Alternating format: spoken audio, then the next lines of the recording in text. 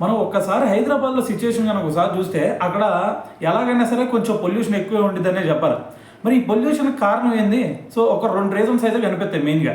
ఒకటేంది అక్కడ వెహికల్స్ ఎక్కువ తిరగటం వల్ల అదొకటైతే, దాని తర్వాత సెకండ్‌ది వచ్చేసరికి అక్కడ పొల్యూషన్‌కి సంబంధించిన పరిశ్రమలు ఏవైతే ఉంటాయో సో అది ఇంకో రీజన్ అనే చెప్పాలి. అయితే మరి ఇక్కడ వెహికల్స్‌ని అయితే మరి చేంజెస్ చేయలేం గానీ, మరి అక్కడ పరిశ్రమలనైతే మనం వేరే చోటకి తరలించవచ్చు కదా! సో అందుకని చెప్పేసే ఇప్పుడు రేవంత్ రెడ్డి గారి ప్రభుత్వం కూడా ఒక డెసిషన్ తీసుకుంది. అదేంటంటే మరి ఇవి పరిశ్రమలు ఇక్కడ కాదు శివారు ప్రాంతాల్లోకి తరలిద్దామని చెప్పేసి వాళ్ళు ఒక డెసిషన్ తీసుకున్నారనమాట.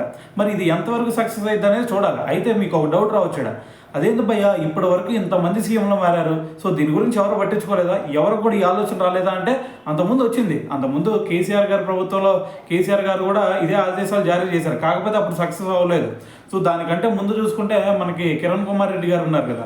సో అప్పుడు కూడా ఇటువంటి ప్రయత్నం చేశారు. సో అయినా సరే అప్పుడు కూడా సక్సెస్ అవ్వలేదన్నమాట. సో మరి ఇప్పుడైనా సరే సక్సెస్ అయిద్దా లేదా అనేది చూద్దాం ఏం జరిగిద్దనేది.